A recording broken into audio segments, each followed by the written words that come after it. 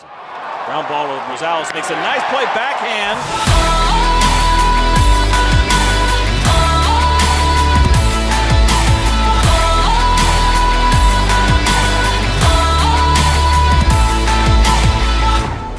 To start off, Ronnie, Andy and I, we're always thinking like, what exactly are we trying to do here with Mindful Player?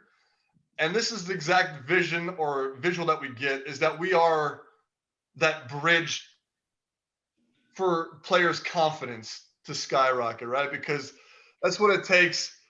It's that consistency and sticking with it just to get over that bridge. And I think that's for all of us coaches, I think that's, if you can just give a player something, it would be confidence, because we feel like confidence solves a lot of problems, right? Especially with a lot of information coming their way. Because obviously the alternate is that anxiety. And that's what I talked to an 11-year-old, and I was talking about like different situations. We're doing it remotely. And I walked him through like a script, and I said, how do you feel? And at 11 years old, he said he felt anxious. I'm like, that doesn't sound right. Like, that baseball was always fun to me. I didn't start feeling anxiety until probably college. So that's what we want to be. We want to be that bridge to confidence for these players. So move along. So tonight, what should we expect to get out of tonight? So we'll say a couple of questions. First of all, why is it even important to build a routine? Right? And how do we build a routine? And then finally, we're going to do an activity that we hope builds confidence in you, or you can relay it to your players and, help them build confidence in themselves. So that's what we're going to expect out of tonight. And obviously there's a ton of different routines. I like to break it down the best I can, right? So I start at the bottom. All of us have our yearly routines, right? Those are more like traditions, right? Then we got our monthly check-ins. I like to think like weekly is like tracking your progress weekly. And then daily, we all have a checklist or a to-do list that never gets done, but we should have a solid routine that we do every day, no matter what. There's gonna be stuff piling on, but you got to stick to that core checklist, right? And then you get to the pregame, and that for me, that was more like the physical and mental exercise to get me ready. And this is what we're going to talk about tonight. Really, what we're going to hone in on is that compete routine. And Andy, Ronnie, and I, we like to call it the core four, and we'll get more into that. So since we're going to talk about the compete routine, like how a hitter gets ready to compete in the batter's box, or how a pitcher gets ready to throw a pitch, what better example, right, than a guy like Nomar Garciaparra. So I'm just going to play this clip really quick.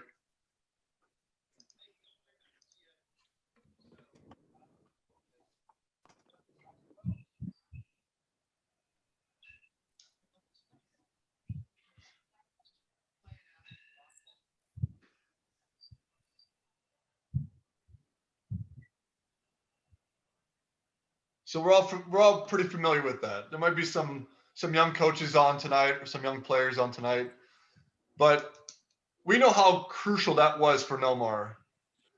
But my question to you guys is, did he do that for a purpose? Was there a purpose why he did that? And do you have players, or did you do that yourself when you played?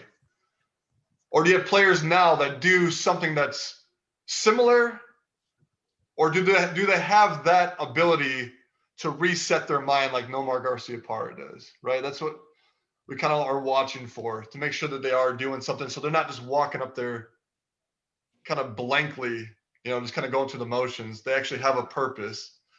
Ronnie, I'm not sure if you wanted to touch on anything with that right off the bat, but yeah, I think we all do it, and this is something we were talking about last night. That became such a routine for him, and I'm sure that he had different things that he did that would trigger his cue or whatever the case may be. But I think so many times we go through these, and I just think from your body's perspective, because you do this routine, it just kind of helps you get into that mode sometimes without even realizing it. And I think another thing that helps hitters when they have this type of routine is, even if they don't feel confident, at least they give that perception that they are ready, and the pitcher has no idea what kind of demon, so to speak, he's dealing with at the time. So, I think it'd be great to really pay attention to as a coach, to your players and what they do when they're doing good, and maybe the differences when they're not going as good. And even as a player, what do I do in between pitches that kind of helps me get into that moment? So I think it's powerful, and just as extensive as Nomar did it, it's awesome, and we use it as an example. But I think it's great for kids and coaches to kind of be aware of. I love that, Ronnie, and how they all, like, it doesn't matter. Make sure you do it the same all the time, because that's a huge point you made about the pitcher not knowing, right? A lot of times, like, I've noticed pitchers just by their body language. I'm like, I'm winning this pitch right here because I'm reading him. I'm sure pitchers read us the same way. They can tell if we're doing or if we're stiff, but if we're doing the same thing every time, that's powerful, Ronnie. That's great, man. And I know there's other coaches on here tonight that aren't just baseball coaches. So I know there's a golf coach on. Todd, I know you do like the rugby or studying rugby or different kind of sports as so I'm sure there's different kind of ways that can relate to this kind of resetting. I'm hoping that there's always, it's important part of that core four, right? But we'll move on. Keep going on. Let's see here. So the question is why? Why build a routine? I know we kind of touched on it a little bit, but for me, there's probably 1,000 benefits why a routine's great. But for me, I thought about 9 solid benefits. Or Ronnie, Andy, and I, we thought about 9 solid benefits. And like we said before, it's that bridge to confidence. A routine is a bridge to confidence. And I could stop right here. This is the only one we really need. That's how strongly we feel about being confident in anything you do, not just standing in the batter's box, but on and off the field. How important that is in life to have that bridge to confidence. But I'm going to be a little bit more clear, I'm going to elaborate more on this. So I'll give you a couple more benefits. And it has to do with confidence. A lot of young players like the word swagger. I like the word swagger when I played. Like, it just saying the word swagger makes me feel confident. It's so it triggers that, right? The routine, because it is a constant place of comfort. This is your values. This is what you know the best. And you can always go back to that. So it's like your anchor, right? And again, on and off the field too. But right now we're just specifically talking about that compete routine. Another benefit is that it slows the game down in pressure situations. And we all know that. We've all been in those shoes. That if we do the same thing, if we stick to that routine, the game is going to be slower for us. And it clears your mind. And when you clear your mind, it makes it easier to make those adjustments. You can make adjustments a little bit quicker. And that we all know baseball, a lot of other sports too, it's fractions of an inch. But you can have more confidence in making those adjustments. It saves time and energy, having a routine. It saves time and energy. I like this one a lot, is that with a routine, you can clearly communicate it to all your coaches.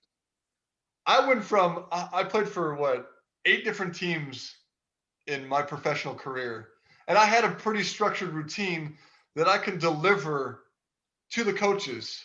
This is what I like to do. This is what doesn't work for me. This is what does work for me, because I've ingrained this routine into me. So you can relay that message.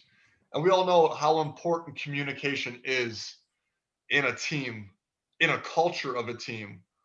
So that goes back to the routine.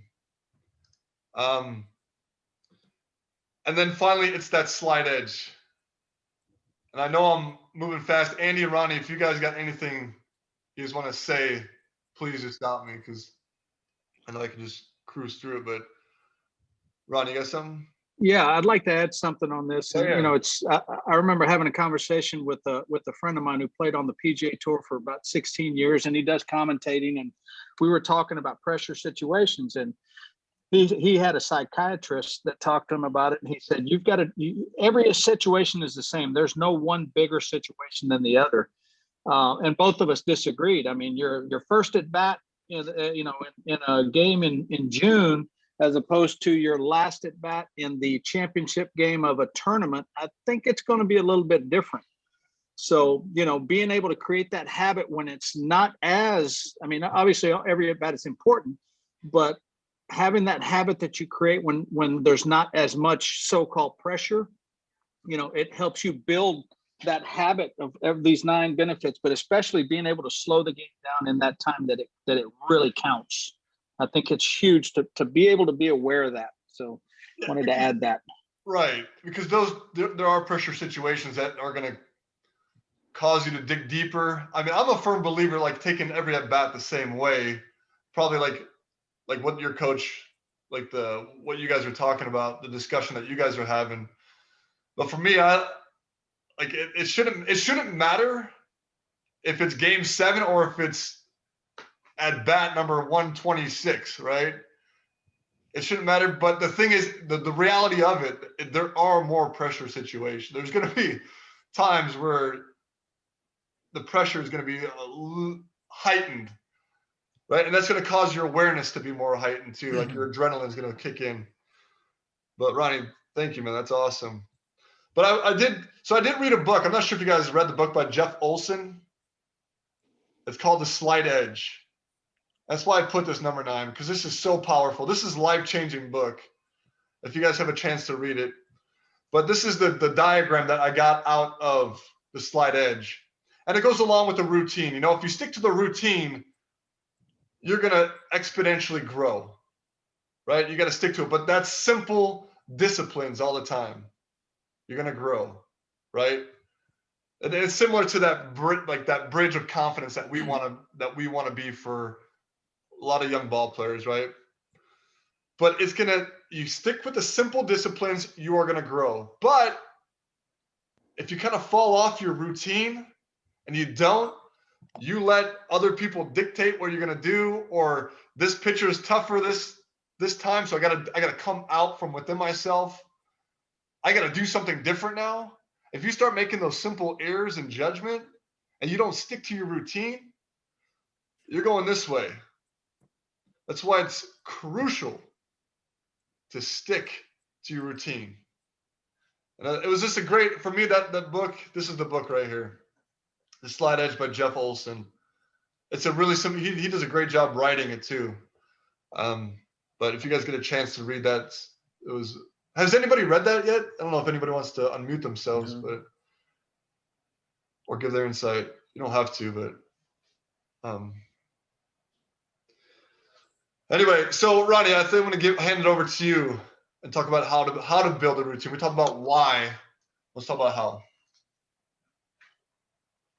Yeah, go ahead. I think every player, whether it's a mechanical thing or it's not, I think every kid falls into 3 categories. You can, you can't, or you won't. And I use that a lot with hitters, especially to make them aware. When I talk to kids about you can do it because you've got the ability, you've got the aptitude, and you're open to it.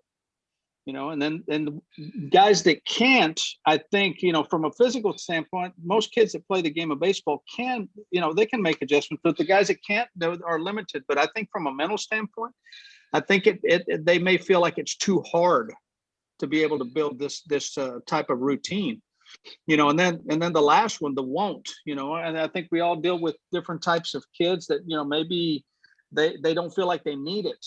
And so I think it's important for us to really help them realize that they do need it. So I think it's really, really important to understand those three categories. And I like challenging kids. Okay, where are you? Where do you fall in in one of these three? And most of them are going to tell you that they can.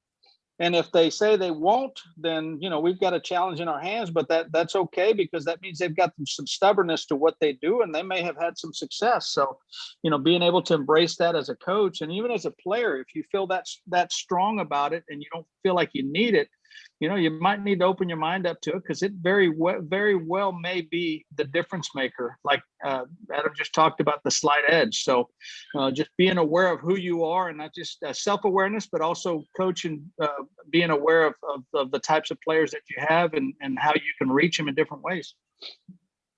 Ronnie, you said you chat, like you like to challenge the kids. Like, how exactly, can you elaborate, like, or give an example of like something you've done? Yeah.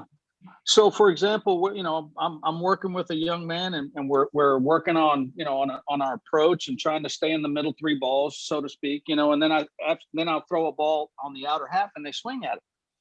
And it's like, okay, what did we commit to? Well, I committed to the three balls. Then why did you swing at the ball, you know, 2 inches off the plate outside? So can you, or you can't, or you won't? And which one is it? And they're like, no, I can do it. I said, well, let's do it for one pitch. And so then I just start basically going one pitch at a time. And then all of a sudden they're like, yeah, I can do it. Love you know, it. And if you won't, then you probably can hit that 2-inch pitch, maybe hit it off the wall, the opposite field. I don't know, but you know, it's a good way to challenge them. Love it. That's fantastic. And you can keep on going, Ronnie, about how. Okay. So, yeah. So as far as how we do it, you know, just I think you can formulate it on your own, or with some help, with a coach, or with a mentor. And I think it's very powerful to write it down. You know, you start writing things down, you start remembering it more. You know, and I hate it, but I've had to do it because so many kids, even young kids, have phones. And you know, I even tell kids, go ahead and put it down in your notes on your phone.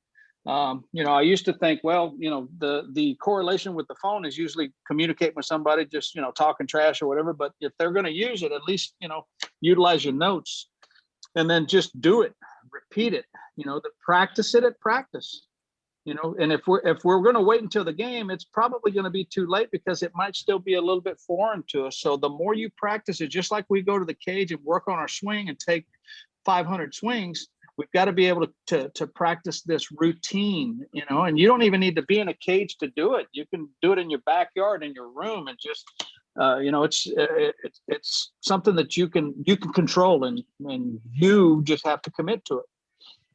Love it. Yeah, because you definitely want to be primed with your routine, right? You can't just you can't just walk into your first at bat of the season and just expect, oh, now I need a routine, right? You actually got to practice going through that routine, that process, No right? doubt. Before you actually, because No doubt. your first at bat, it might be the most important at bat of the game, but you got to make sure you're ready for practice, right? Absolutely. And, you know, one thing I've challenged kids, because we talk about, you know, habit forming, creating a habit, it takes 21 days. And what I've started doing with kids, and I've started challenging them to take their phone and put in their alarm and label the alarm. And I said, do it 3 times a day. Do it first thing in the morning, because you need alarm to get up. And then have your routine on your phone as you get the alarm, and then you get to read it there. Do it at lunchtime. Do it before practice, you know, and I challenge them to do it for 21 days, and let's see if it sticks. And it, you know, it may be an easy way to do it, but I think it at least it helps them be mindful of it. Yeah, it's like starting a semi truck, get into a routine sometimes, right? A semi truck uphill, because at that first, like, get that momentum, right? And get out of first gear with the routine. But just like the slide edge, you keep on doing, you keep inching forward, and you stick to it, you trust it, you fortify it, you're exponentially going to be successful. And that's that breakthrough, you know, that's what's exciting here. That's where you actually start tasting, you can actually fill that bucket on your own with confidence, you know. But it's good stuff, Ronnie. Thank you, man. You bet. Let's go. Let's keep on going. Let's see.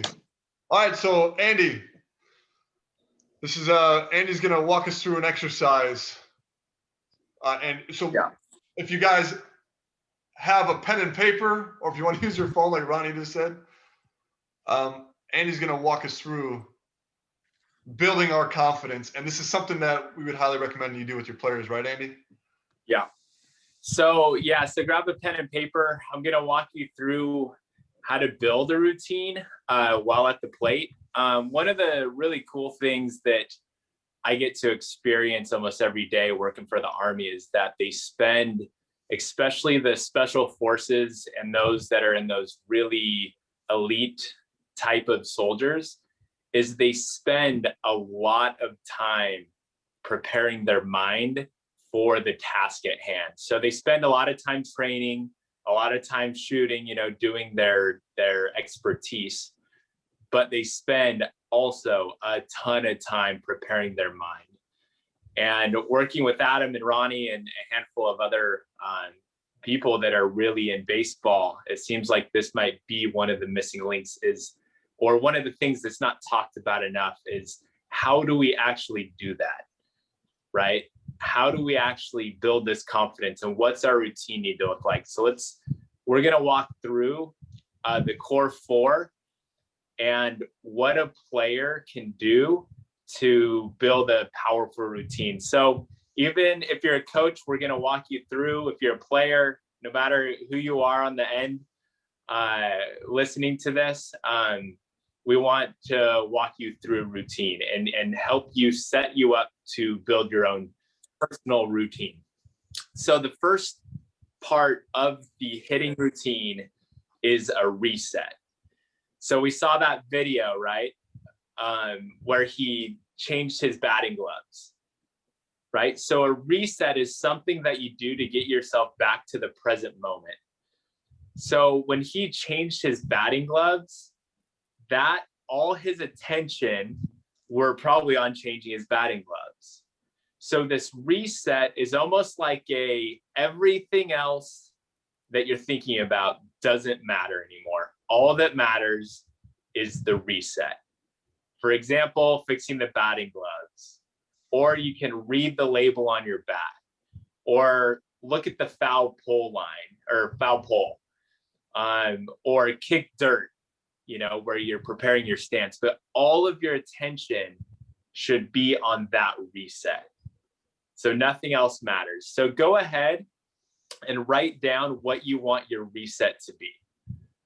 So this is the first step in your batting routine, is do a reset. So go ahead and write down, maybe it's something you already have done, or maybe it's something new. So go ahead and write that down. I'll give you a minute.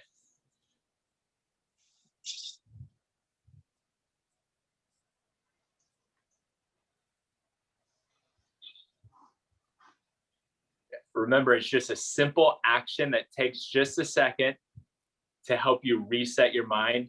Take all of your attention off of whatever it is, except for now it's time to hit. All right. Let's see if we got someone daring enough to tell us. So go ahead and unmute if you want to tell us what your reset is. And just start telling us. My reset is like I take a practice swing and feel and look at the label on my bat. Awesome. That's perfect, right? It takes all your attention off of the stands. It takes your attention off of the pressure. It takes your attention off of, your girlfriend in the audience, right? Or on the stands. And all that matters is the reset, right? So thank you for telling us. Did anyone else want to share? Yeah, well, I want to ask, would a reset be to tell yourself, make sure you see the ball well? Yeah, so we're actually going to get there, okay. Right? So right when you do the reset, right, that's something physical that we're asking you to do. So, but I think going up to the plate, yes, for sure you'll want to tell yourself that because it's your thinking, right? Mm-hmm. But the reset that we're really trying to hammer home here is a physical action that you do. Okay, it would be like when a goal was scored on a goalie in hockey, he skates over to the corner, then comes back in again, resets himself. Right. Yep, exactly. Okay. Great example. Yeah, it's a great example. All right. So after your reset, you take one mindful breath. And a mindful breath has two parts to it. It's actually a very specific style of breathing. So what you're going to do is the two parts are breathe in for 4 to 6 seconds and breathe out for 4 to 6 seconds. And then the other part is breathe with your stomach. So you want to go.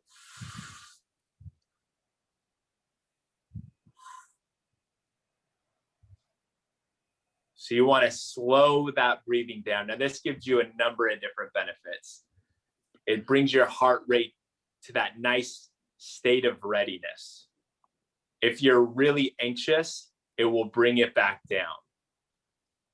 It will prepare your mind and your body to go and do damage, right? To do your job. So next on your piece of paper, you can actually number these. So under number 1, under reset or next to reset, just write a number 1. And then underneath that will be number 2, and that's a mindful breath. So this is just that. You take one mindful breath, 4 to 6 seconds in, 4 to 6 seconds out. That's really what we're slowing the game down, because it's going to give your mind and your body that state of readiness and help you to focus and do what you need to do. And it's amazing what it will do to your body and mind. It's a powerful thing, as I think everybody on this call knows. So then just go ahead and write number 3. And this is going to be your focus cue. So it's simply a word or phrase that keeps you locked in on your task at hand. So this is what you're going to be actually thinking as your feet are in the dirt, you're getting ready, you're ready to swing. So you're in the moment, you're waiting for the pitcher to throw the ball. And an example might be something like see the ball or attack my zone, right? Or see the ball out of the pitcher's hand, right? So this is what you're actually thinking when the pitcher is getting ready to throw the ball.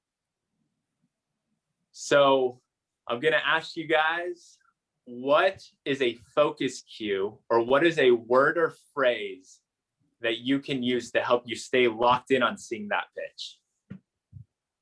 So if someone wants to unmute and tell us. Stay connected. Stay connected. Love it. What else? What's another focus cue that you've used in the past or that you want to use in the future, or both? See ball, hit ball.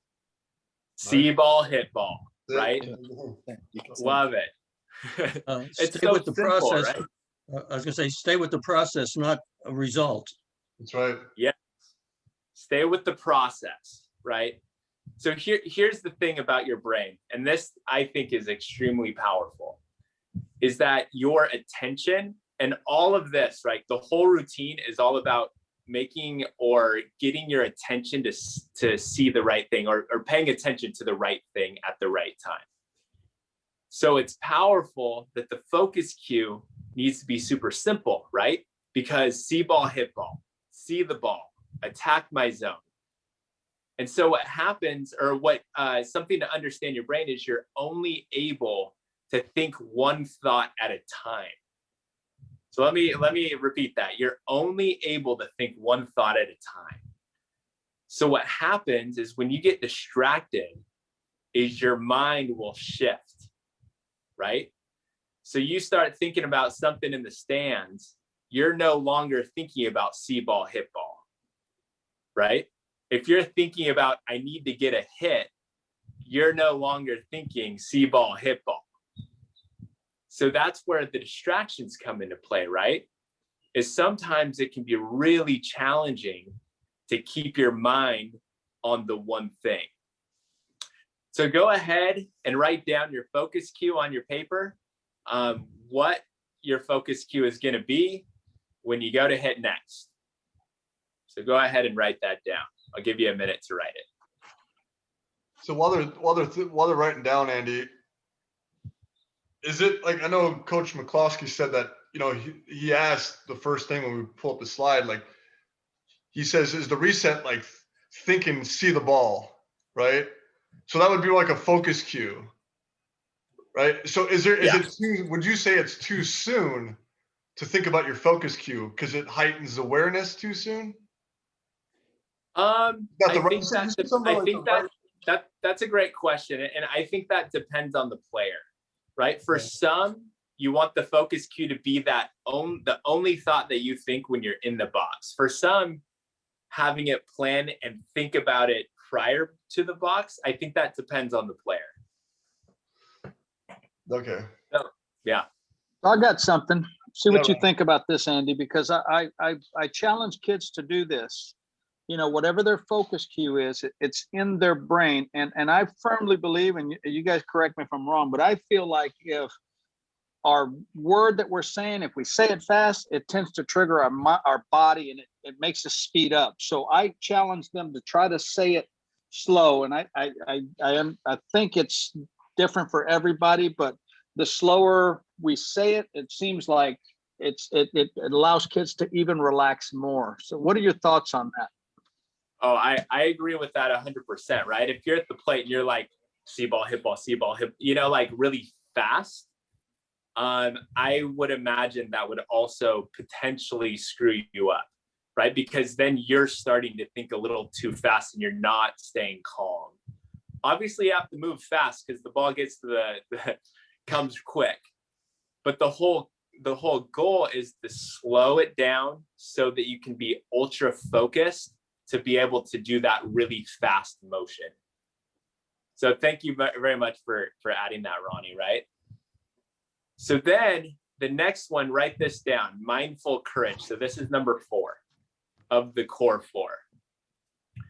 And this is simply when your mind starts to wander about what's happening in the bleachers, or I need to get a hit, or any other thing that distracts you, the mindful courage is simply to accept it and come back to your focus cue, right? So if your focus cue is see ball, hit ball, and you're saying to yourself nice and calmly, right as you're going to hit, and for some reason your mind starts thinking about, I need to impress my parents or whatever type of distractions you might have, you accept it. All right, I have that thought.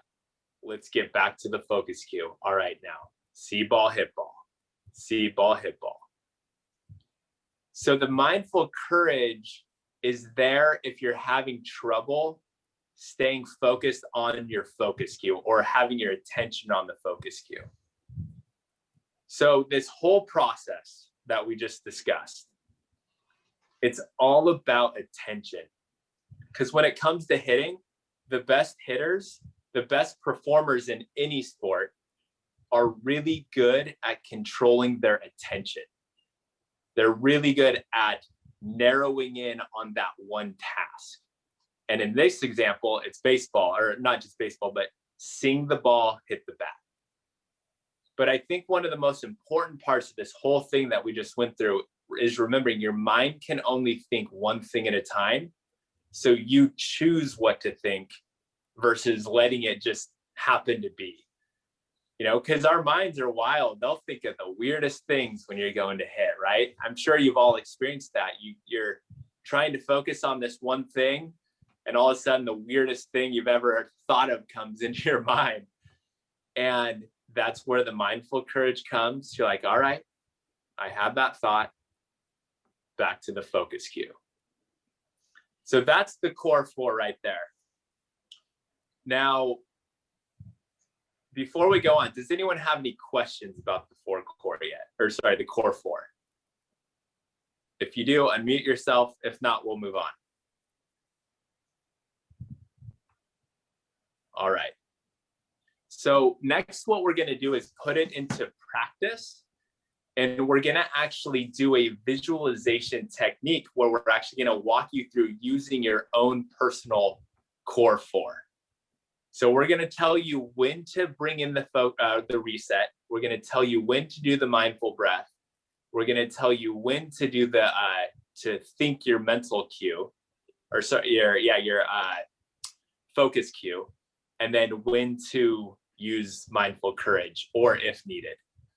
All right, Adam, you are up. Yeah, so we're gonna just record. So what we do with mindful player, we record or pre-record game situations. We put our players into game situations as they listen to them in their earbuds. So like when we do like our virtual training or work with our players, they will actually be doing this in real time and swinging as they're going through this core four in this game situation. And this game situation is hitting in a hitter's count. So it'd be like whatever, and some coaches, it's probably debatable what a hitting count is, but for me, 0-0, 2-0, 3-1, and even 3-0. Even though I didn't swing too much 3-0, I still feel like there are great opportunities 3-0, but you have to know what you're doing, right? You have to trust you have to stay within yourself. But no matter what, in a hitter's count, you have to stay within yourself. So we're just going to play this through. And like Andy said, if you can close as coaches, even if there's players on, close your eyes and go through your own routine. Think about your own focus, your own reset. Take your breath. Think of your own focus cue. And get yourself back to the focus cue if you need that mindful courage. All right, so this is about 2 minutes long. So here we go, a little exercise for us all. In this session, you'll take 5 swings in a hitter's count. So 0-0, 2-0, 3-1, and even 3-0. Trust your swing, trust your effort level, and capitalize on your pitch. All right, let's get started. Reset and get yourself back to the present moment. Take a mindful breath.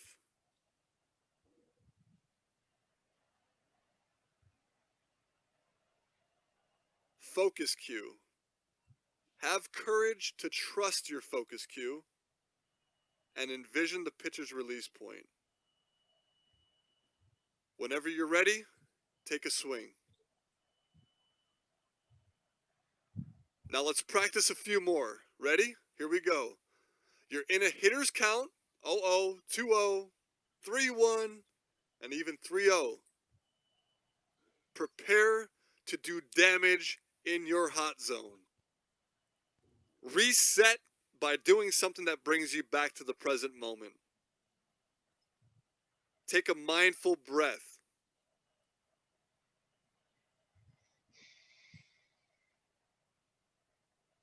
Focus cue. Trust your focus cue and envision the pitcher's release point. Whenever you're ready, take a swing. All right, you're locked in now. All right, they would take about 3 more swings with that. Just an example of how a player's thought process should be and the time that it can take them instead of just rushing through, taking swing after swing after swing. If they could slow themselves down and stick to their routine. Because we know as coaches and players that are on, like, it's important just to stick to your routine, right? That's the main thing I want to say. But Ronnie, Andy, you guys got anything want to add?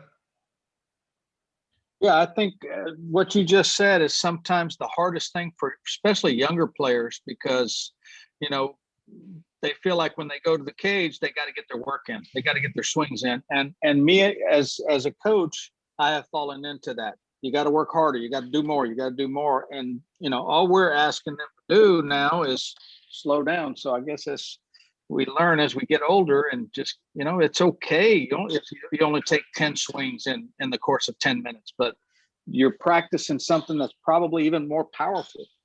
And kids need to realize you don't have to have, there's not a perfect swing, but if you have a solid routine that's going to put you in that mindset, baby, we got action. And I'll take my chances with that kid who's committed to his routine and is in that good frame of mind. Yeah, I'll add to that. this is what working smarter looks like, right?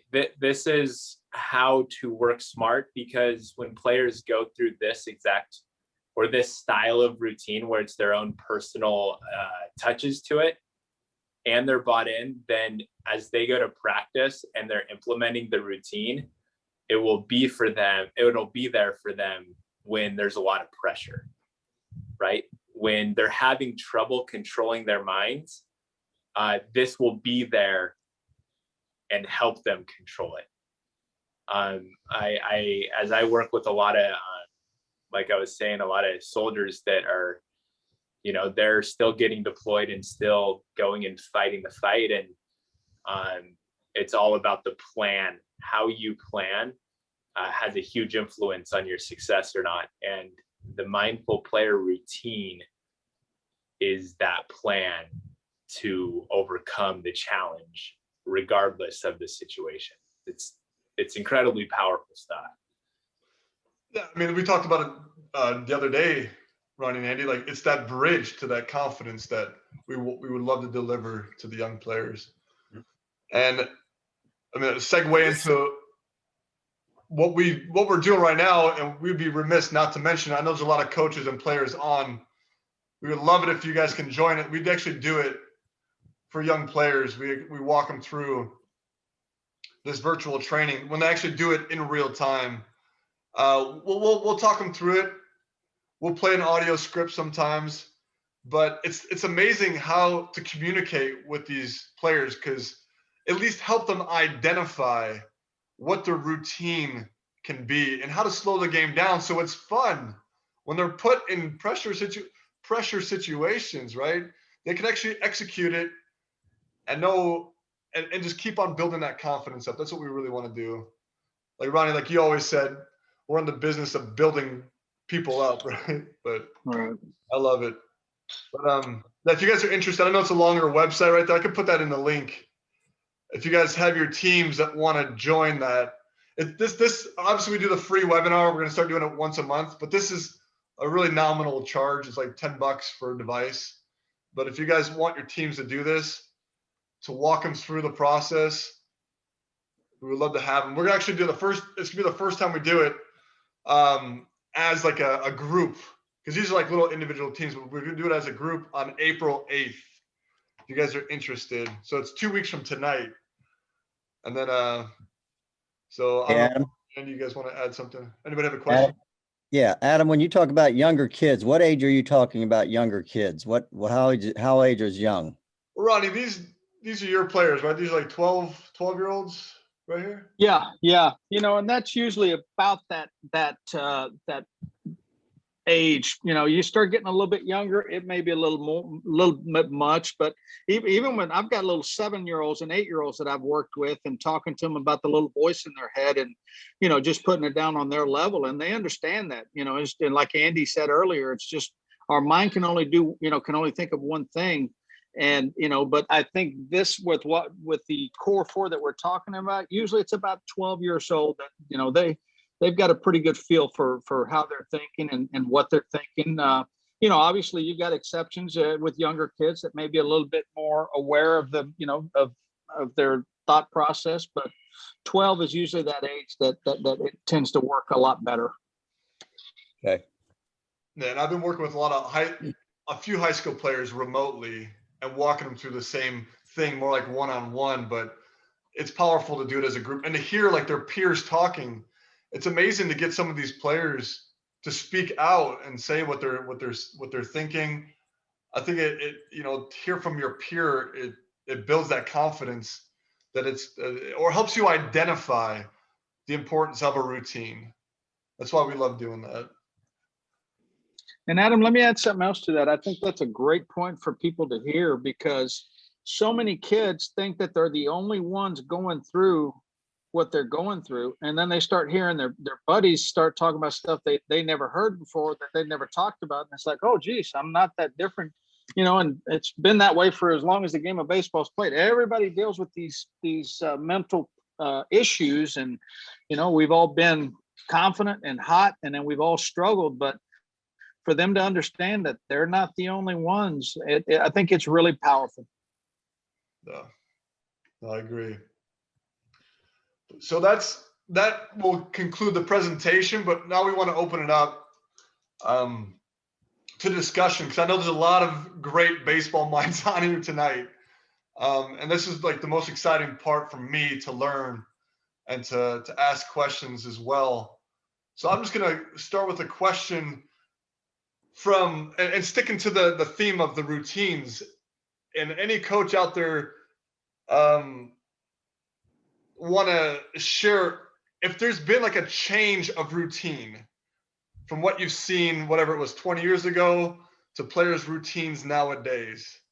Like, is there any shift or any adjustments that they've had to make, or is it pretty much the same routine that they should stick to?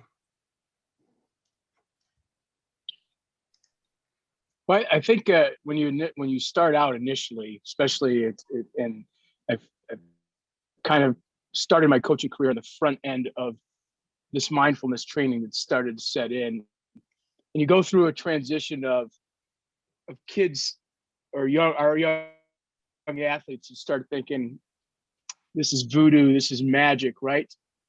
And if they have a good day and they use that and they went 2 for 3 at the plate, then hey, this stuff works, right? And then I think that the key for any player is to understand that this is a process like anything else. You're not expecting, there's not a high level of expectation in terms of the result or the outcome all the time. You know, a focus cue is a focus cue, whether it be hit the ball hard or see the ball or whatever it is. It's not hit a double in the gap for a game-winning RBI, right? So I think the spectrum is that the kids are somewhat skeptical at first, because they think if it doesn't work in the time that they do it in, then it doesn't work at all. And I think that the spectrum you want to get a player to is, how could I have gone this long without using this type of training? That's one thing. And then Andy, I think the question I have for you is, there's a training session and then there's a competitive session, and the repetition piece is so important in that training session, especially when you're trying to create feel, whether it be hand path or backside, stuff like that. But when do you suggest that we move from a training session in a practice into that competitive session? Or is there a mix between the two? And then if you can elaborate maybe a little bit more on that. Yeah, that's a great question. So when it comes to performing at your best, right, you practice some things to just get the fundamentals down, right? So like footwork, right, for example, right? You want to get your footwork perfect, so you practice getting your footwork perfect. You want to practice the way you compete, right? So the more practice you put in where it's actually like competing, the better. But there's also that fine balance, and I think you know that with your team as to when they're ready to practice like they're competing. Because like some teams, right, some teams they're just not good enough, right? They need to work on all these different skills. But once they have those skills, then it's time to practice like you're competing. Like I know in the Army, that's exactly how they do it, right? With these special operations guys is they get to know the fundamentals, and then they practice like they're actually going to battle, and they have all these training stimulations and all this really powerful stuff, where when they go to kick down a door the first time in Afghanistan, it's not the first time they've kicked down a door, like it's real time. So hopefully that answers your question as far as you got to know your team, right? But if you have a team that's really good and their fundamentals are really good, then yeah, put them in game-like situations all the time. That would be my suggestion. Well, can a coach have a routine like making the player feel that he's better than he really is by just finding all the positive things that he's doing, and then having him build on the things he has to get better at? But really, that if you're real positive and everything, and what you do as a coach, does that build up the confidence in the players and so on? What do you think? Oh yeah, 100%, right? Like you as a coach have such a huge influence over the confidence of the player, right? Like, yes, it's at the end of the day, it's the player that has to feel it. But building up players, yeah, that's vital, right? That's how you get your player to one way to help build the confidence is to give them the tools to build the confidence. And that's why really the reason we built Mindful Player is because this is a powerful tool to give the player confidence at the plate. And then the coach is, obviously there to support and help, just build up the player. That's 100% true. Can I add something to that? Yeah. Yeah, I think one of the things that, and I learned 25 years ago from Rudy Jaramillo, and he always talked about, everybody in the world can tell you what you're doing what you're doing wrong. He said, what it takes is telling players what they're doing when they're doing it right. Yeah. And like I was elaborating on earlier, as far as your hitters and your athletes, your players, and as a hitting coach, I watch everything that each hitter does and see their mannerisms, and I can tell. And it's like most parents tell me, well, I can tell when he's going to get a hit. Well, it's just because of his mannerisms. And my point to the parent is, do you tell him that? And they're like, well, no. I said, well, you need to tell him when he's doing it right, because everybody's going to tell him what he's doing when he's doing it wrong. But it builds some confidence, and these kids all of a sudden start doing this, whatever they're told that they're doing, and then they feel good about it. But yeah, I think it's a great way for a coach to be able to build up their kids, because hey, every time I see you with that smooth rhythm, man, it looks like you're locked in. I love watching you hit like that. That makes them feel good. Build up business. That's what we're in. Mm-hmm. Ronnie, when I think about you, I'm going back to 2007, how much of an impact you were on my career. That's what I think about, like the positivity, but it was because you were genuine with what you were saying. It wasn't just fluff. I actually bought into it because you built a relationship with me, or you knew what I needed, I felt like. And it was like you got more directly to me. The basic fundamentals though, but I trusted in what you were saying though. So yeah, and I think the thing we always have to remember as coaches, we can't forget how hard this game is, and you have to be sensitive to that. And even this that we're talking about with the routine, it can be a challenge, but as long as we're nurturing the process and really helping and walking these kids through it. And that's why this whole thing, that's why we're so passionate about it, because we feel like it helps the coach be able to nudge them along in the direction that's going to help these kids in the long run. And again, we can get philosophical. It's more than baseball. It's about life and being able to deal with different things in life. So a lot of powerful stuff that kids can learn from this. And I always felt that making every activity fun and to make the players enjoy it. And when they enjoy it, they get better and they play better. I think so. 100%. Yeah. Very true. So, that from my experience, I completely agree. That's why it bothers me when they say like the majority of our athletes are quitting at 13 years old, because the number one reason they're not having fun doing it. And I'm like, I'm fine with you quitting if you're going to go do something that you want to do that's fun, right? Like if you want to be more like going to the educational field, or you think being a lawyer is more fun than playing baseball, go ahead if you think it's more fun. But if you're going to quit playing baseball because it's not fun, that tugs at my heart bad. Like there's something not right there.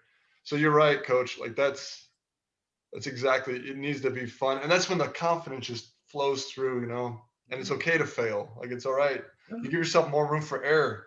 It's not about the result, right? Well, you only fail if you're not trying your best. That's all I tell them. Yeah.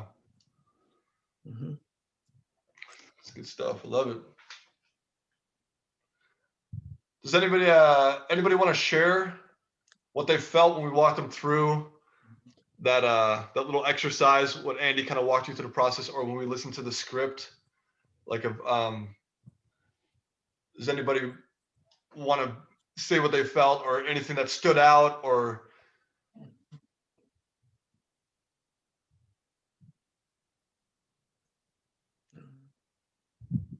It's all right. I know Tyler does it every day. No, I'm just kidding. But so there are other coaches on here that do different sports too, and I want to get their insight on this idea of a routine, not just in baseball, but a different perspective too. If you do coach another sport or just anything else, if you do something else like in just regular life, how effective is a routine? Hey, Adam, I'll just chime in here. It's really amazing kind of the similarities between baseball and golf a little bit. And one of the things in golf that is talked about, in terms of performance and the need is having a routine. And you mentioned it earlier, and the one thing that kind of got my attention was kind of getting in that comfort zone, and because what happens, and I think we all know that when you are in a perceived stressful situation, your tendency is to want to start doing something that you don't normally do, which affects your performance in a negative way. And having that routine can kind of help keep you in that setting that allows you to perform at your highest. And I agree with what Ronnie said. That's the one thing that we talk about with our team is it's not just enough knowing what your routine is, but you've got to practice your routine. And I think sometimes, at least in golf, I mean, players can say, well, yeah, this is what I do in my routine, and think that, they're going to be able to pull it off when they're in the final round of a championship and on the last hole. But if you haven't actually practiced and put it to use, it's not going to come as easy as you think it is. And so, practicing that is extremely important. So when you do get put in that situation, that you're more likely to be able to use it in a more effective way. And it's funny because today we have a player on our team. In golf, when we practice, it's sometimes we joke that a lot of players just like to rake and fire, pull a ball over and hit, pull a ball over and hit. And I think Ronnie referred to it in the batter's cage too a little bit, and where you don't go through routine. It's just kind of, just constant hitting and not really mindful practice. And I had to yell over at one of my players about 50 yards away today because I was watching her. I was like, hey, go through your routine, because it was just pull it over and hit, pull it over and hit. And so, it's definitely something that, that's important. But one last thing is that, I saw a thing where, with Tiger Woods, and they showed him hitting a shot his rookie year and, a shot 20 years later in his career, and his routine was exactly the same. And it was the same with Kobe Bryant shooting a free throw his rookie year versus, towards the end of his career. And it was exactly the same, everything that he went through. And so, it's definitely something that can help your performance, and it's definitely important. I think really in just about any setting. Greg, thanks so much, man. That's awesome. Appreciate that. And I like what you said about like Tiger Woods, because I've noticed that when I'm on the field playing against guys, and I always think about what separates them from me. Like, it's got to be just a fraction of an inch. But I look at like when I'm playing against like a Pujols or a Trout, and how much they are the same right there in that moment. And you go back and look at their video, their stance is the same. They do like the same reset. It's like everything's exactly the same, except for just it's 20 years later. I mean, or like 10 years later, right? And it's remarkable. But then you look at a guy like Cal Ripken, though. Like Cal Ripken, he would change all the time. Mm-hmm. So I'm like, but he probably had some kind of internal routine that he still did the same. But I like that what you said about how like Tiger Woods, it's transferable from however many years ago that was to today, or the current time when you saw him. And I'll add too, Adam, that Steve Nash, who I believe has the record in percentages for free throw shots, it was like 90% or something ridiculous. And he had the same routine since high school, from high school all the way up until the end of the career. and his before he threw a free throw. And I think like even if there's little subtle changes to a routine, like you're saying, Cal Ripken, there's still a process in place, right? And that's what this whole thing is all about, is the process. It's about the process, because the process will set you up for success. So it's powerful stuff. It works. Yeah, I love it. Thanks. And Adam, I know there are like players on the PGA Tour that actually, will have time the routine, or where, and to get it where it's the same every single time. So if their caddy or their coach, if their routine is supposed to be 17 seconds long, but now, in pressure situations, it's either getting to 10 or it's getting to 25 or something like that, that they actually get it down to a second or so with what they're doing, and they work. Yeah, and that's it goes with baseball too, right? A lot of coaches talk about that 10 or 12 seconds in between each pitch, right? That's going to make you or break you, what you're doing in between those 10 or 12 seconds between each pitch, and just like you have to have your sequence. I tell the story all the time about Mark Burley. Mark Burley worked fast. I mean, gets the ball back and he's throwing within like 6 seconds, I swear. But I step out of the box. And I said, I can't work that fast. I'm working on my clock. And I see Mark Burley out there in Chicago when he was pitching for the White Sox, like this. He's like, come on. Like, he's telling me, let's go. I'm not going that fast. I don't care if you pitched the perfect game. That's why you pitched the perfect game, because nobody slowed you down. But it's that it is that timing is so crucial, because you got to know how you process things. I was going to ask you, I don't know, it's kind of a random question, but the pace of game for golf is important, but there's no like time that you have to shoot in, right? You don't have to make a shot. Well, there is. You got 45 seconds. 45 seconds. But they don't enforce that until if you're behind, your group's behind. But if you do have, so if you've got a slow routine and you start getting timed, you'll get penalized if you don't. So that's another. You gotta, if you're a slow player, now all of a sudden you're going to have to get out of your routine to start to make sure you don't get penalized. So it is important actually to make sure. I don't know golf that well. As you know, I don't know golf that well. I got a question. I want to add to that real quick. Go ahead, Andy. Okay, just having a time on the routines, I hadn't thought of that before, and that is so valuable. And you mentioned it there for a second, that what happens is when you start to press, right? You're starting to feel this pressure. What happens is your breath, instead of 4 to 6 seconds in, 4 to 6 seconds out, it turns into 2 seconds in, 2 seconds out, right? And suddenly you're slowing the game down isn't actually slowing it down, because you're thinking faster, right? Like the see ball, hit ball versus see ball, hit ball, right? So I think that's so valuable to have actually time it, so that it's only, it's going to be 12 seconds, so you don't skip out on that time. Mm-hmm. Super valuable.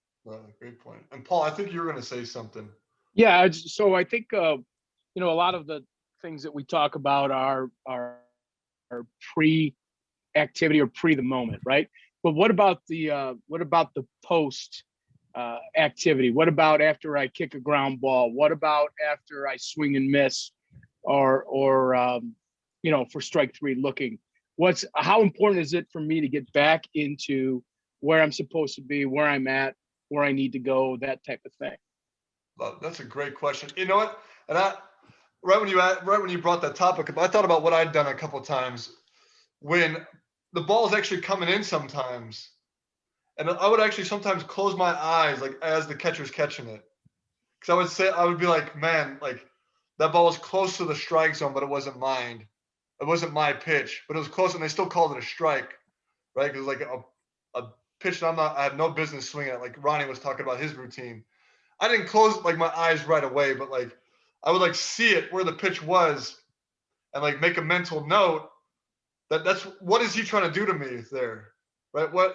Why did he throw it low and away there? He's probably wanting to come back inside, but let's stick to my process, what I want to do next, right? Like I would actually take that mental note really quick and then get back to my approach. But I saw a video just recently of Christian Yelich.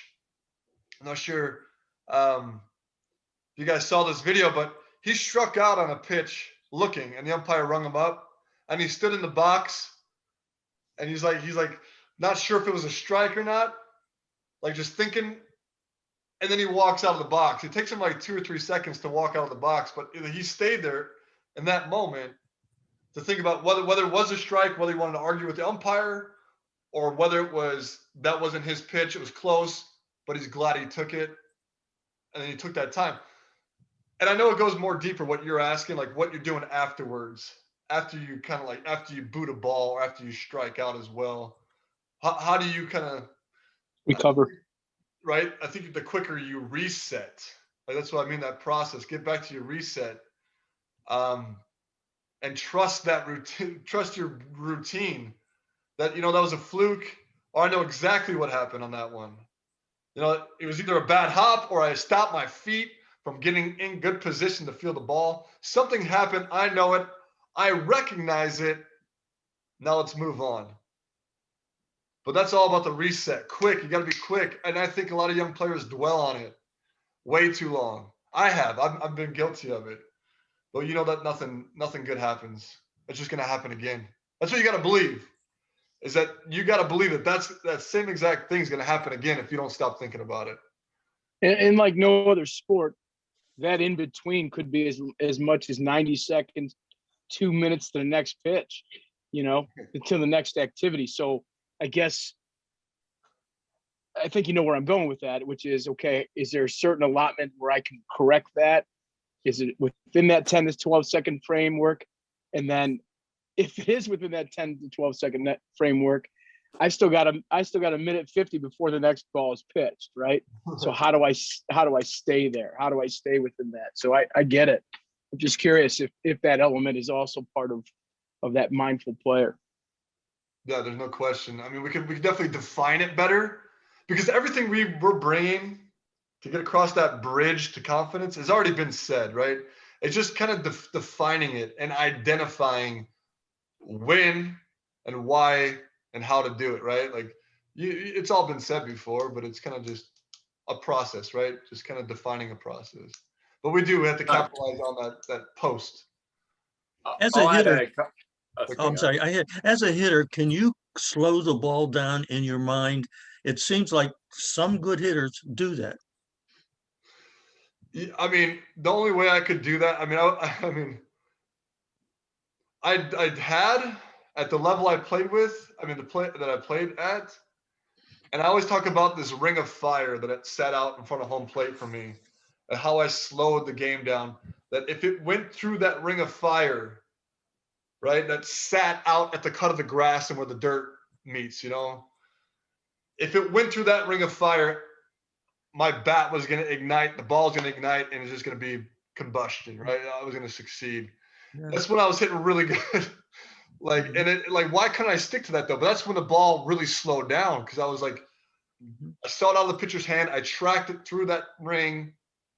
That's the only way I can explain it. And then those are like the flow moments. They talk about like that mindfulness of flow. Like it's almost like automatically happening, and baseball's easy, which we know it's not. Yeah. But that's what it was for me, that ring of fire out in home plate. If that helps, that answers the question. Hey, Rose. Let me add something to that, Adam. Okay. I know I use it as an assessment. I used it in pro ball a lot of times watching hitters and knowing, because you get the velocity in every park, and I would ask kids, because you could tell if kids were grinding or talking too fast or just not relaxed, because they would make an 88 mile an hour fastball look like it was 98. And then on the flip side, a guy throwing 97, 98, and the hitter's up there and it looks like he's throwing it 80 miles an hour. And so that's what I would use to assess a kid. And I would just say, okay, how are we doing in the box with our mind? And sure enough, man, my mind is fast. Well, yeah, you just made an 88 mile an hour fastball. It looked like it was 110.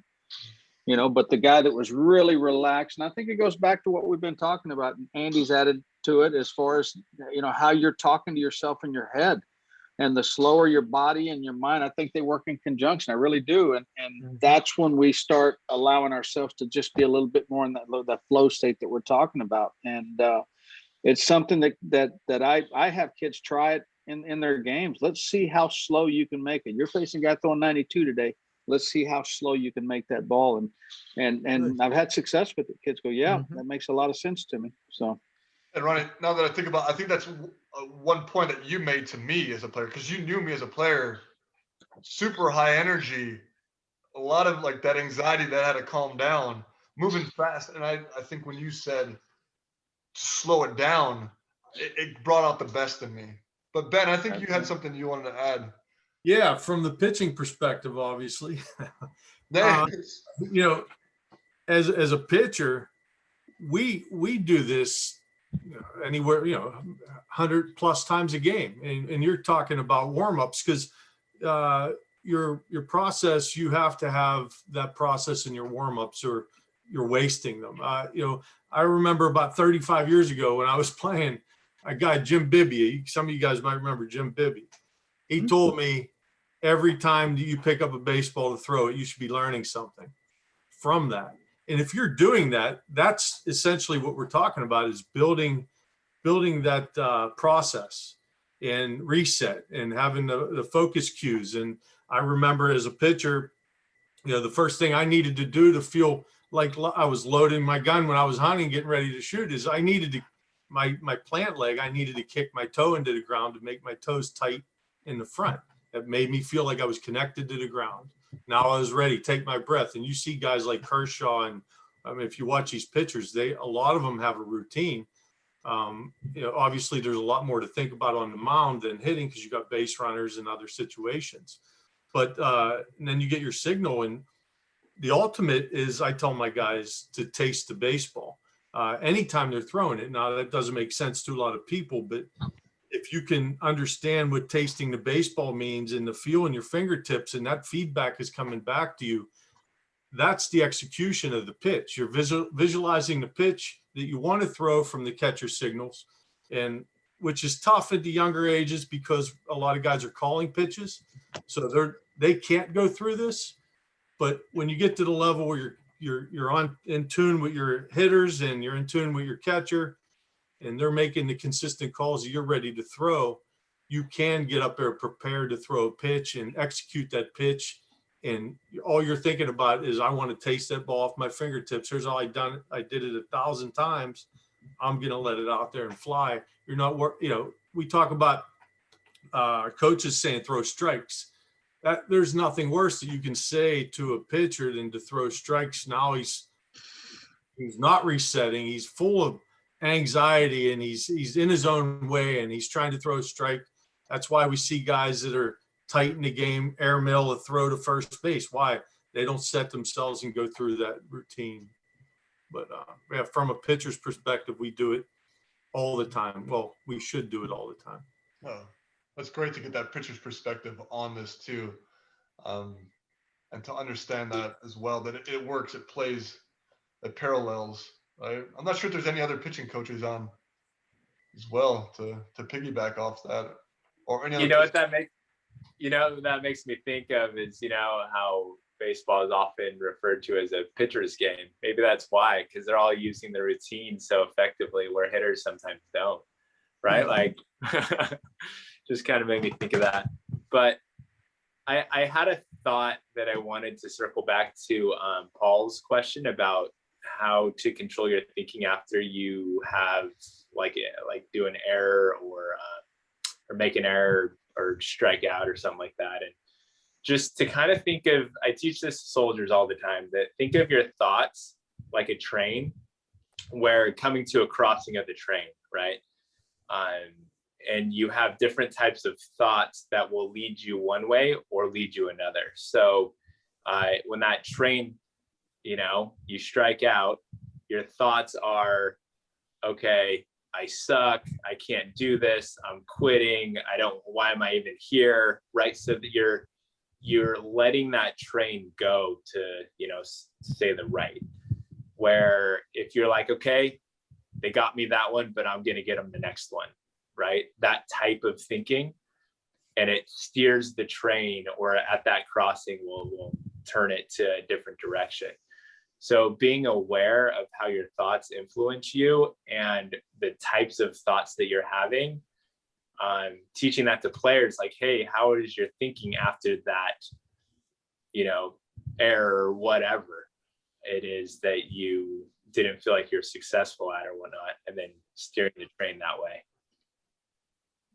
So that's great, Andy. Make sure you're thinking in the right direction, right? Put yourself on the right track, stay on the right track. I mean, just like that idea that we're trying to do, that confidence, that bridge of confidence.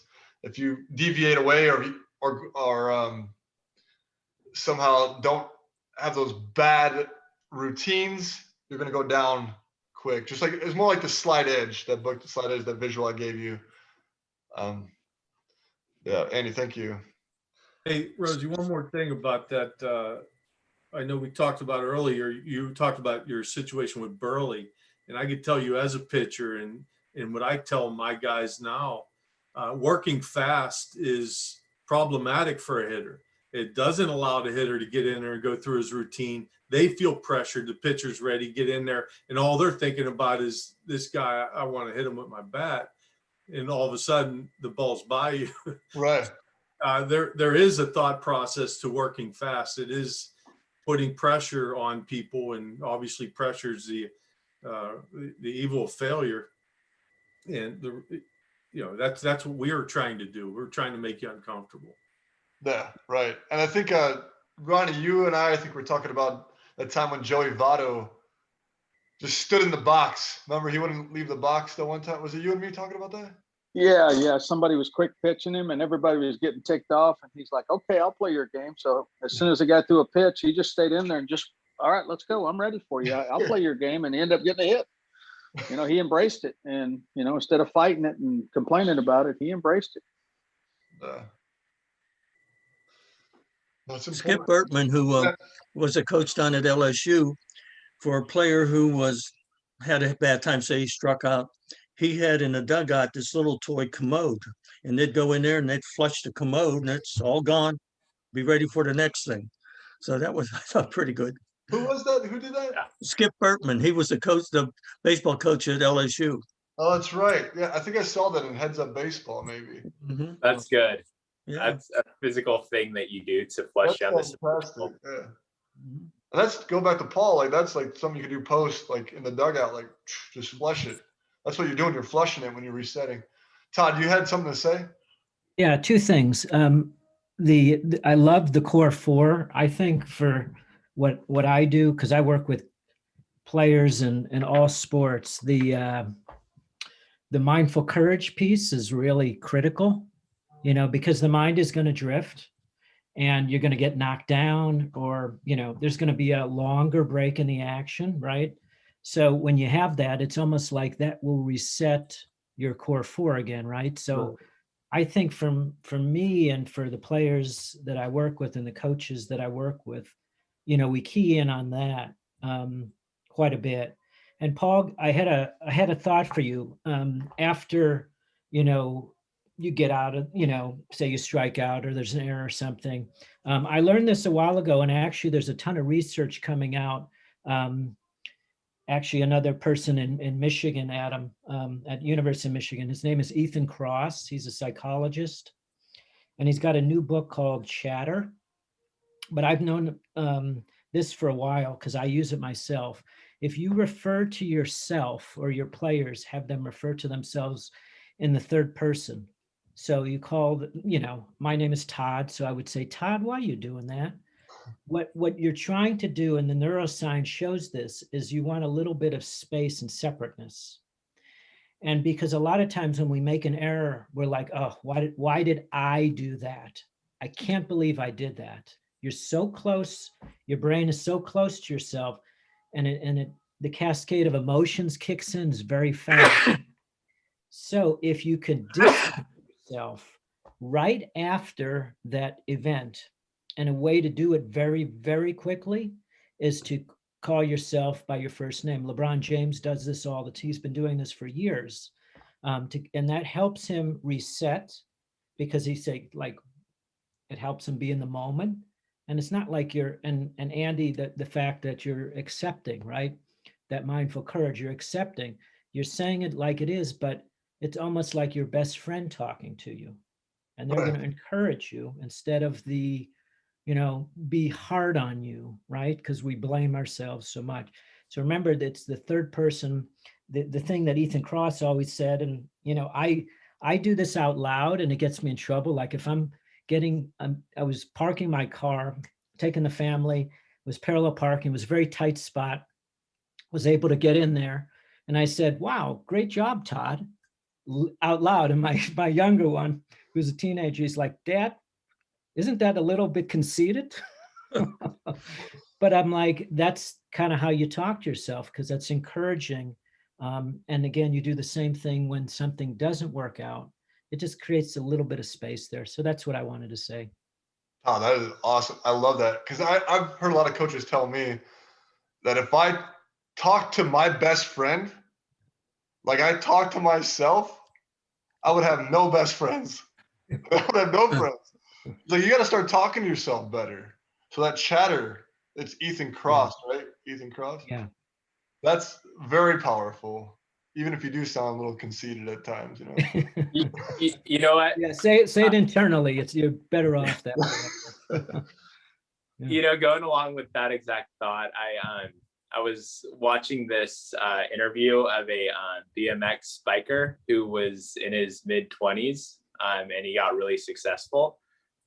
And they asked him like, "Oh, like you're like an overnight wonder. Like how does it feel?" And he looked at him like, "What? An overnight wonder? I'm actually way older than most of the people that are competing." He said, "I used to have that negative self-talk, and it was my own voice, and so I believed it." And he said he changed the sound of the voice. So he's like, I turned it in. He's like, it might sound kind of crazy, but I turned in the negative self-talk into a monster's voice. And so he's like, oh, when I heard that negative self-talk, it was a monster's voice and it wasn't his voice and it was funny. And so he would hear this like, you're not the best. And he'd be like, what the, get out of here. And then he would continue on and he'd have having a ton of success because he changed the sound of the voice in his head, which I thought was pretty cool, but it's really the same principle that you just brought up. Powerful stuff. That's some good stuff. Love it. So Phil asked if I had a specific routine, and do most MLB guys that I played with have one? And yes. And Phil, I mean, you could go from whatever you want to talk about, weekly routine, daily routine, pregame routine, or like we talked about right there, like the compete routine, right? I had a specific routine that would probably, I knew my core, like I would do all these things, but maybe not in that order. I'd make sure I touched on every one of them, but I didn't really identify it and define it until I stepped away from the game, that I had time to actually think about it. But I was doing them. I just didn't quite process them like I'm doing right now. Because it is, when you're in the game, when you're on the front lines, it's really difficult to process. That's what makes the game hard. But I did have a daily routine, weekly routine, but I'm not sure if you wanted something specific. But Phil, if you want to unmute yourself, or if that answers your question, we can move on. But I don't know. It looks like you're another Chicago. Yeah. Sorry about that, Adam. Yeah, no, just any routine, in particular. I think oftentimes you don't, I think when you step away from something, you're like, oh man, like maybe looking back, maybe a routine would have helped me out, and with this or that or the other. Like you don't understand like the real benefits of something until maybe you have a chance to really, when you're away from something, right, some time. So I think that's probably common in a lot of things in life. You know, and I think Coach Bello mentioned it earlier. Like, I think the whole thing about mindset and the mental approach to things really, I think, has taken off in the last few years, especially. And I think, you know, the benefits of, you know, how we teach the mental side of the game is so critical. And I think, you know, that's one of the reasons why I'm so happy to be on this tonight, is to learn more things, how to coach kids up. And I think, you know, some of the things that you mentioned, specific to you, have been great. But I think oftentimes you don't realize it until you're away from it, you know. So no, I think you appreciate it. Yeah, well, Phil, thanks a lot for being on. We really appreciate your input and your insight.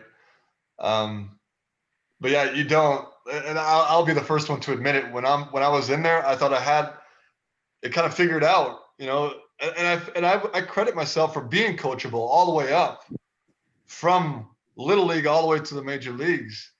But until you're out of it, it's a whole different perspective, and it goes a lot slower. You have more time to digest stuff and to see different perspectives. I just got I'm coaching for the Oakland A's now, and I get to work with the infielders during instructs, and I recognized how good I got at being in my little circle as a professional baseball player.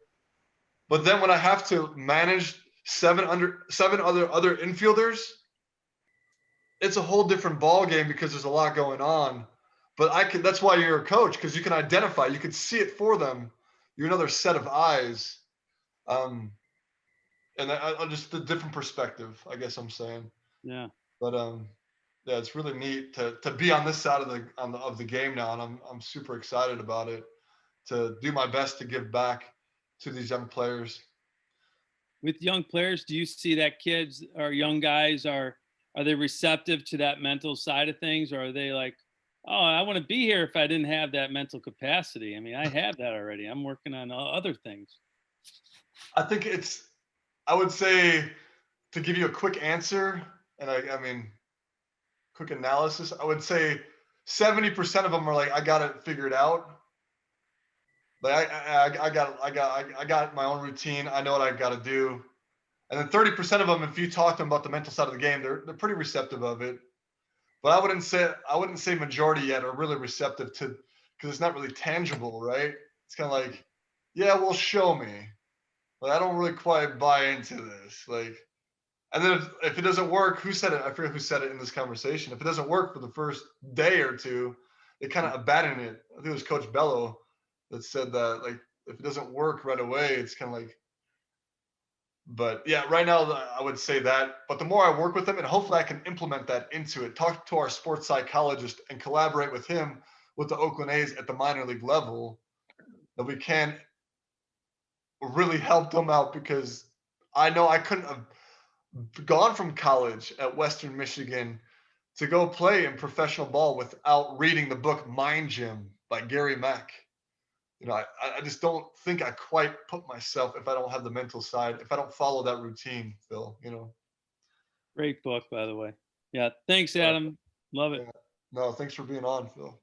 And by the way, there's a book, I don't know if you mentioned it earlier, by Sean Green, Stillness at 95 miles an hour. The Way of Baseball. Phenomenal book. So I read that book because I saw Tony Fernandez reading it in the Texas Rangers clubhouse. I'm like, if he's reading it, I got to read it. And he's actually in the book. Yeah. But after I got done reading that book, I called Rawlings up, because I saw a picture of Sean Green holding a Rawlings bat. And I called Rawlings and I said, hey, I need to get Sean Green's bat. And I started swinging his bat. Whatever the model that they said is I forgot, 890 Rawlings. It's like a 271. Or the one that Tony swings in that book when he's going through some struggles. I think it was like 36-ounce bat or something like that. Exactly, yeah. That's a fantastic book. The Way of Baseball, Finding Stillness at 95 miles per hour, right?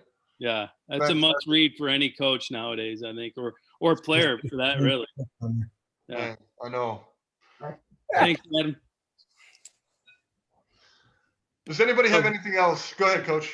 Yes, I was going to say that we're talking about you want somebody maybe to change something. If I did that, I would tell them or ask them, I say, let's just try this and see how it feels and give it a try. And um, j- hopefully most of the time it works pretty well. And I said, well, it looks really good to me. How does it feel to you? Do you feel comfortable doing that? And if they don't, I said, well, okay, that's all right. You gave it a try. But rather than saying you have to do it, I just said, let's try this, see how it works with you. Because everybody's a little bit different. It's easier to absorb that. It's easier to be receptive as a player to hear that. Like you really care about what I think. You know, and it goes back to what Ronnie said earlier: the can, the can'ts, and the won'ts. Right? There's some kids that can do that, kids that say they can't, and kids that just won't do it. But you got to find a way, and that's a great way to put it in their court. That's very powerful. Thank you.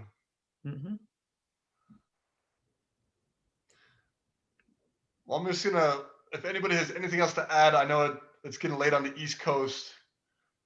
So I'm sure if anybody has any more comments or questions. All right, we got Joseph.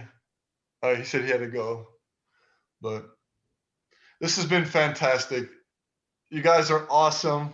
Love learning from you, and hopefully you guys got something out of tonight. And like we said again, we're planning on doing it every month. So we'll do it a month from today. And we really want to help the best we can. So if I can put this, I didn't put the link in, but if you guys, it's in the chat right now. If you guys are interested, it would be awesome to help any way we can to get some kids on that virtual training. That'll be in 2 weeks, April 8th. If you know a coach or any of the players that might be interested, please share that. But again, thank you so much, everybody. You guys have a good night, and we'll talk to you all soon. Right. Thanks, Adam. Bye, guys. Bye. Thank you. Thank you. Thanks, Adam. Thanks, Adam. Ground ball with Rosales, makes a nice play backhand.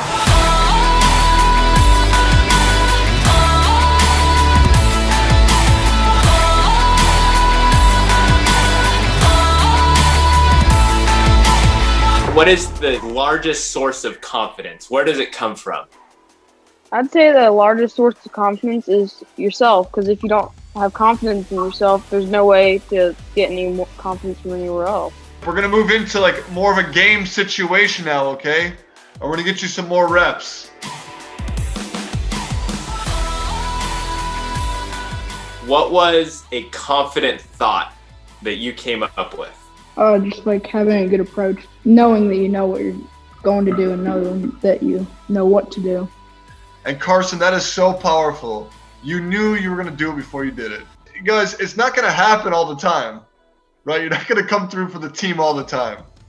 But if you believe it, more often than not, it will work in your favor. And that's the slight edge. You know, it's the difference between being good and becoming the best you can become. It's the way you think.